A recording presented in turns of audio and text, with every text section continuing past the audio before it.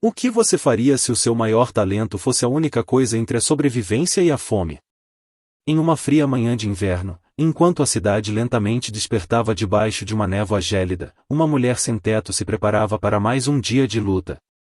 Em seus braços, seu filho pequeno, de apenas 3 anos, dormia pacificamente, alheio à dura realidade que o cercava. Mas o que ninguém poderia imaginar é que naquele mesmo dia, o destino estava prestes a mudar suas vidas para sempre.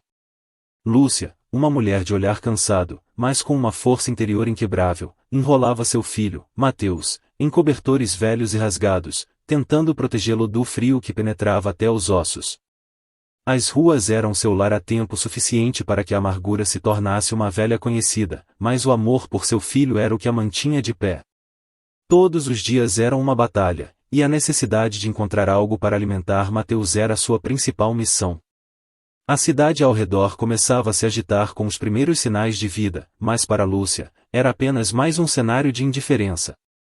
Poucas pessoas notavam a presença dela e de seu filho, invisíveis aos olhos apressados dos transeuntes.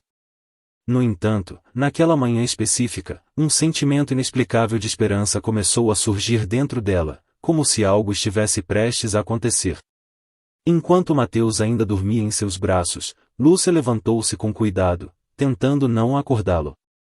Ela sabia que precisava encontrar algo para alimentá-lo antes que o pequeno acordasse com fome. As ruas frias da cidade não ofereciam muitas opções, mas Lúcia estava determinada a fazer o que fosse necessário para garantir que seu filho tivesse ao menos uma refeição naquele dia. Seu primeiro destino era um beco onde sabia que, às vezes, poderia encontrar restos de comida jogados pelos restaurantes próximos.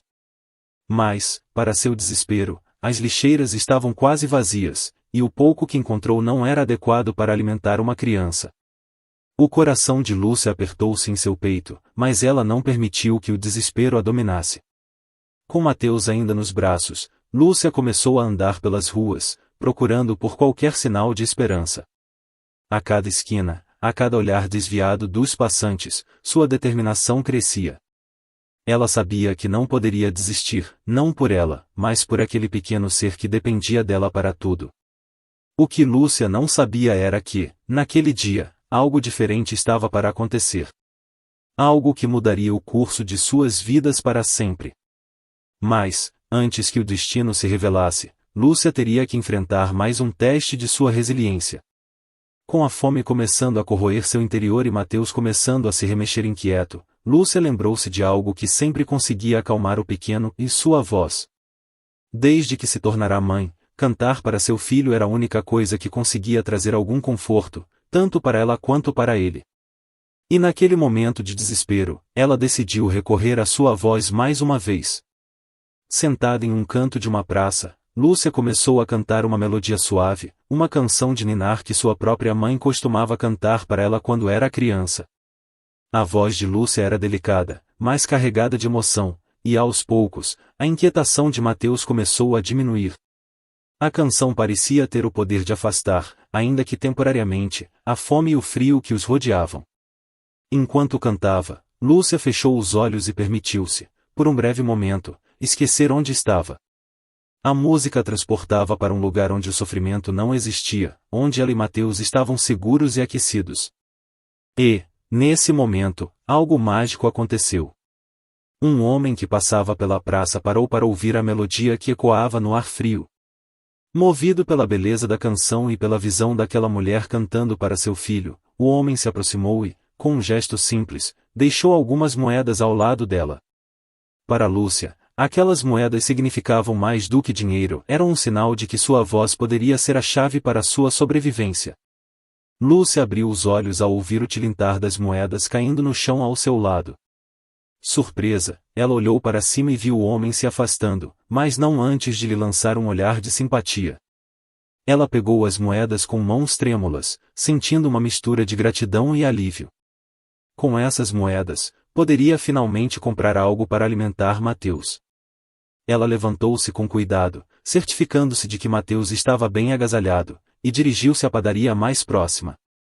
Cada passo parecia mais leve, como se aquelas moedas tivessem dado a ela uma nova força para continuar lutando. Ao entrar na padaria, o calor acolhedor do lugar envolveu, e Lúcia sentiu as lágrimas se acumularem em seus olhos. Não era apenas o alívio de poder alimentar seu filho, mas a sensação de que, talvez, ainda houvesse bondade no mundo. Com o dinheiro que recebeu, Lúcia comprou um pão e um café, uma refeição simples, mas que naquele momento parecia um banquete. Ela alimentou Mateus com o maior cuidado, vendo o pequeno devorar o pão com uma felicidade que ela não via há dias. O sabor daquela refeição não estava apenas na comida, mas na solidariedade que a tornou possível. Enquanto observava seu filho comer, Lúcia começou a pensar. Talvez sua voz, aquele talento que ela sempre viu como algo menor, pudesse ser sua saída. Talvez, cantando, ela pudesse não só acalmar Mateus, mas também garantir que ele nunca mais passasse fome. Com a ideia ainda fresca em sua mente, Lúcia decidiu que iria transformar sua voz em uma ferramenta de sobrevivência. Naquela mesma tarde, após alimentar Mateus, ela voltou à praça onde havia cantado mais cedo. Desta vez, escolheu um local estratégico, onde o movimento de pessoas era maior, na esperança de atrair mais atenção. Ela colocou Mateus ao seu lado, enrolado em um cobertor para protegê-lo do frio, e colocou uma pequena tigela de metal na sua frente, que antes usava para beber água. Aquela tigela agora seria seu palco improvisado, onde esperava que as moedas caíssem ao ritmo de sua voz. Respirando fundo, Lúcia começou a cantar novamente, escolhendo uma canção que sabia ser popular entre as pessoas que passavam por ali. No início, os passantes apenas lançavam olhares rápidos, sem parar para ouvir. Mas, à medida que a voz de Lúcia se elevava, algo começou a mudar. As notas carregadas de emoção, a pureza de sua voz e a vulnerabilidade da situação tocavam o coração das pessoas. Um a um, curiosos começaram a parar, formando um pequeno círculo ao redor dela. As primeiras moedas começaram a cair na tigela, seguidas por outras. E à medida que o círculo de ouvintes crescia, Lúcia sentia sua confiança aumentar. Pela primeira vez em muito tempo, ela sentiu que tinha algum controle sobre o destino de sua vida e o de Mateus. A música, que antes era apenas um consolo, agora se tornava sua principal arma na luta pela sobrevivência. A voz de Lúcia cortava o barulho incessante da cidade como uma lâmina fina, carregada de emoção e sinceridade. Em meio ao caos urbano, onde sons de buzinas, motores e passos apressados dominavam o cenário, sua canção se destacava como um farol de tranquilidade. As pessoas, inicialmente indiferentes, eram atraídas pela melodia e, ao se aproximarem, eram capturadas pela história que aquela voz parecia contar. Cada nota que Lúcia cantava parecia carregar o peso de suas experiências, da dor de perder tudo ao amor incondicional por seu filho. E isso não passava despercebido pelos ouvintes. Alguns deixavam moedas, outros apenas paravam por alguns minutos, como se precisassem daquele momento de paz em meio à correria de suas vidas. A praça, normalmente movimentada e barulhenta, de repente se tornava um local de contemplação, um espaço onde a música criava uma bolha de serenidade. Lúcia começou a perceber que, mais do que dinheiro, estava recebendo algo ainda mais valioso, um reconhecimento e humanidade. Sua voz, que até então ela via como um simples talento, estava tocando vidas de maneiras que ela nunca imaginou. E isso dava a ela uma nova força, uma nova esperança. No final do dia, ao contar as moedas na tigela, Lúcia sentiu uma onda de emoção. Não era muito, mas era suficiente para garantir uma refeição decente para ela e Mateus. Mais do que isso, era prova de que sua voz tinha valor. Ela sabia que aquela não era uma solução definitiva, mas era um começo. E em um mundo tão cruel, qualquer começo já era uma vitória. À medida que os dias passavam, a rotina de Lúcia e Mateus foi mudando. Todos os dias, mãe e filho iam para a praça, onde Lúcia cantava com o coração aberto. E a cada dia, a reação das pessoas era mais positiva. A praça, antes apenas um lugar de passagem, começava a se tornar um ponto de encontro para aqueles que queriam ouvir sua voz. O impacto da música de Lúcia foi crescendo. Algumas pessoas começavam a voltar todos os dias, esperando por uma nova canção.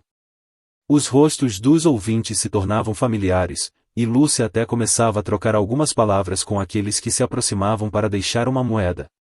Em pouco tempo, ela não era mais vista apenas como uma mulher sem teto. Para muitos, Lúcia era a mulher da voz encantadora, que trazia um pouco de beleza para suas vidas caóticas. O que Lúcia não sabia era que sua música estava tocando corações de maneiras que iam muito além do que ela podia ver. Aquela praça, com sua voz como trilha sonora, se tornava um local onde as pessoas encontravam consolo, inspiração e uma pausa da rotina desgastante. Sem perceber, Lúcia estava criando uma pequena comunidade ao seu redor, unida pelo poder de sua voz. E foi essa mudança, essa conexão com as pessoas, que começou a trazer uma nova luz para a vida de Lúcia. Ela ainda enfrentava muitas dificuldades, mas a solidão parecia menor, e a esperança crescia a cada dia. Era como se, através da música, ela estivesse construindo uma nova vida, nota por nota, para ela e para seu filho. Em um desses dias em que Lúcia cantava, algo inesperado aconteceu. No meio da multidão que se formava ao seu redor, um homem parou, fixando o olhar nela de uma maneira diferente. Ele parecia intrigado, como se tentasse se lembrar de algo. Era Jorge, um velho amigo de Eduardo, um empresário da cidade. Jorge, que havia parado na praça para ouvir a música, não conseguia tirar os olhos de Lúcia. Algo naquela mulher lhe parecia familiar. Jorge se aproximou, tentando identificar o que era tão estranho e ao mesmo tempo tão familiar naquela voz. Quando Lúcia terminou a canção, ele se aproximou ainda mais, observando-a com atenção. A forma como ela cantava, a maneira como seus olhos brilhavam ao alcançar certas notas, tudo isso lhe trazia memórias distantes, mas ele não conseguia definir exatamente de onde. Após alguns minutos, Jorge decidiu seguir seu instinto. Ele pegou o celular e ligou para Eduardo, seu chefe e amigo de longa data. Eduardo, preciso que você venha à praça agora, disse ele, sem explicar muito. Do outro lado da linha, Eduardo ficou confuso, mas decidiu confiar no amigo e foi ao encontro dele. Quando Eduardo chegou e viu Lúcia, seu coração quase parou. Havia algo naquela mulher que o fez lembrar de alguém que ele havia perdido, alguém que ele nunca imaginou ver novamente. O encontro que estava prestes a acontecer mudaria suas vidas para sempre. Eduardo chegou à praça com o coração acelerado, sem saber exatamente o que esperar. Ao ver Lúcia, foi como se uma onda de emoções o atingisse de uma só vez. Ele, que sempre fora um homem de negócios bem-sucedido, dono de uma rede de lojas de instrumentos musicais, há muito tempo se acostumara a lidar com perdas. Mas a perda que mais o afetara havia sido a de sua esposa, Clarice, uma cantora de ópera talentosa que ele amava profundamente. A dor dessa perda ainda estava presente, mesmo 2 anos após o trágico acidente que a tirara de sua vida. Clarice havia sido a luz da vida de Eduardo, e desde sua morte, ele vivia em uma espécie de vazio emocional, um buraco que nada parecia preencher. Embora ele tentasse seguir em frente, envolvendo-se em sua empresa e nas rotinas diárias, nada parecia capaz de aliviar a saudade que ele sentia. Ele se tornará um homem marcado pela dor, alguém que evitava se conectar profundamente com as pessoas, temendo mais perdas. Quando Eduardo viu Lúcia, algo dentro dele se agitou. A forma como ela cantava, a melodia que ecoava pela praça, o jeito como ela segurava as notas, tudo isso trouxe de volta memórias de Clarice, de seus concertos, da paixão com que ela vivia a música. Mas havia algo mais, algo que ele não conseguia identificar de imediato. Eduardo sentiu um impulso incontrolável de se aproximar, de descobrir por que aquela mulher sem teto fazia lembrar tanto de sua falecida esposa. Eduardo se aproximou de Lúcia lentamente, seus olhos cheios de perguntas que ele ainda não sabia como formular. Jorge, percebendo a inquietação do amigo, o incentivou a falar com a mulher. Com a voz um pouco trêmula, Eduardo a chamou, com licença, senhora, posso falar com você por um momento? Lúcia levantou os olhos, e por um segundo, seus olhares se cruzaram. Algo profundo e inexplicável aconteceu naquele instante. Ela viu nos olhos de Eduardo uma tristeza que espelhava a sua própria, mas também uma chama de reconhecimento. Sim, claro, respondeu ela, sem saber o que esperar. Eduardo começou a fazer perguntas simples, tentando entender de onde ela vinha, como ela havia chegado ali. Enquanto conversavam, ele notou algo familiar nos gestos e na voz de Lúcia, algo que o perturbava e ao mesmo tempo o atraía. E então, ele fez a pergunta que estava queimando dentro dele: você já cantou profissionalmente antes? Sua voz é tão única, parece que já ouvi antes, em algum lugar muito especial. Lúcia, que não tinha memória de seu passado além dos últimos anos nas ruas, sentiu um desconforto ao ouvir a pergunta. Havia algo no tom de Eduardo que a fez sentir que ele sabia mais sobre ela do que ela mesma. Não lembro, respondeu ela, com um olhar confuso. Mas, ao dizer isso, flashes de memórias começaram a surgir em sua mente, vislumbres de um palco, de luzes, de uma plateia. E uma palavra, um nome, ecoou em sua mente: Clarice. A revelação foi como uma onda avassaladora que tomou conta de Eduardo. Ele olhou para Lúcia com uma mistura de esperança e medo. Clarice, ele sussurrou, a palavra quase não saindo de sua boca. Lúcia arregalou os olhos, o nome ressoando em sua mente como uma lembrança distante, mas poderosa. Clarice, e esse é o meu nome? Perguntou ela, quase para si mesma. Eduardo sentiu seu coração disparar. Não podia ser verdade, mas ao mesmo tempo, tudo fazia sentido. A voz, o jeito, até mesmo as pequenas expressões faciais que ele conhecia tão bem. O acidente que tirou Clarice de sua vida nunca teve um fechamento adequado, o corpo dela nunca foi encontrado, e agora, diante dele, estava essa mulher que parecia tão familiar, mas também tão diferente. Eu sou Eduardo, disse ele, quase implorando para que ela se lembrasse. Nós éramos casados. Você era uma cantora de ópera, a melhor que já conheci. Tivemos uma vida juntos e mais você desapareceu. Lúcia ou Clarice, como agora começava a se lembrar e sentiu uma avalanche de emoções e memórias enterradas surgirem de uma só vez. Fragmentos de sua vida passada começaram a se encaixar, lembranças de amor, de música, de um acidente terrível que havia jogado em uma escuridão sem fim. E então, algo dentro dela quebrou, dando lugar a uma torrente de lágrimas. Ela caiu nos braços de Eduardo, e o homem que havia perdido tudo sentiu que, de alguma forma, havia encontrado o que mais desejava e uma segunda chance. O abraço entre Eduardo e Lúcia ou Clarice, como agora se recordava, parecia durar uma eternidade, enquanto os pedaços perdidos de sua memória finalmente começavam a se recompor. Ela se lembrou do acidente, da escuridão que a havia engolido, e da confusão ao acordar sem saber quem era, em um lugar desconhecido.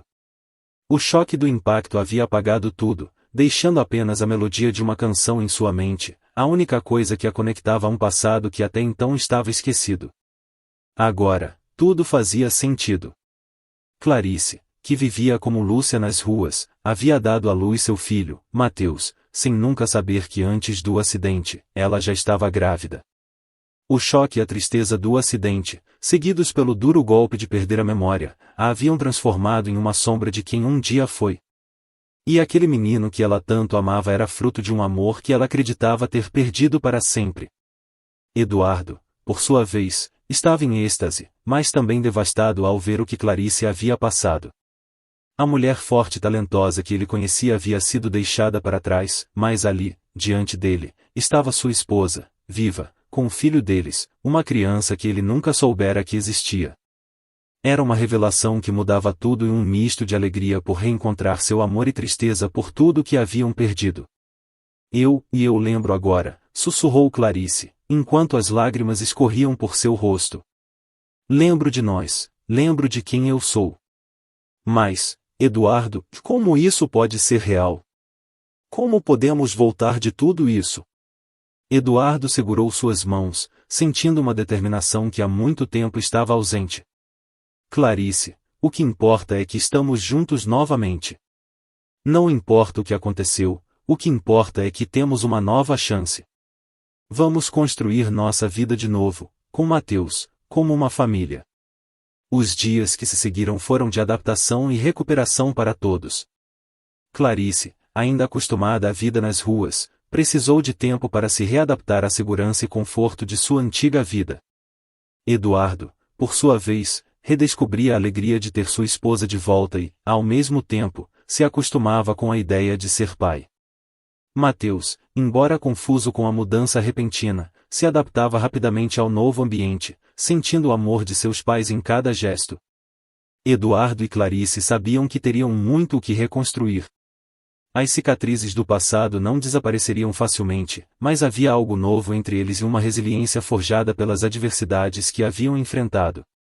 Clarice, que antes dominava os palcos de grandes teatros, agora encontrava um novo propósito em sua vida: cantar não apenas para entreter, mas para curar, para reconectar-se com sua própria identidade e com sua família. Eventualmente, Clarice decidiu retornar ao mundo da música, mas desta vez, de uma forma diferente. Com Eduardo ao seu lado e Mateus como sua inspiração, ela começou a realizar pequenos concertos beneficentes, usando sua voz para arrecadar fundos para instituições de caridade que ajudavam pessoas em situações de vulnerabilidade, como ela havia estado. Cada nota que ela cantava era um testemunho de sua jornada, um símbolo de superação e esperança. A mansão de Eduardo, que antes era um lugar de tristeza e solidão, agora estava cheia de vida, amor e música. O que havia começado como uma tragédia se transformou em uma nova canção, em uma canção de renascimento, de uma nova vida construída a partir das ruínas do passado. Eduardo, Clarice e Mateus, agora unidos, sabiam que o futuro ainda poderia trazer desafios, mas enfrentariam tudo juntos, como uma família. E assim, a história da mulher que cantava nas ruas para alimentar seu filho teve um final inesperado, mas profundamente feliz. Não apenas sobreviveram, mas encontraram uma forma de transformar sua dor em algo belo, um testemunho do poder do amor e da resiliência humana.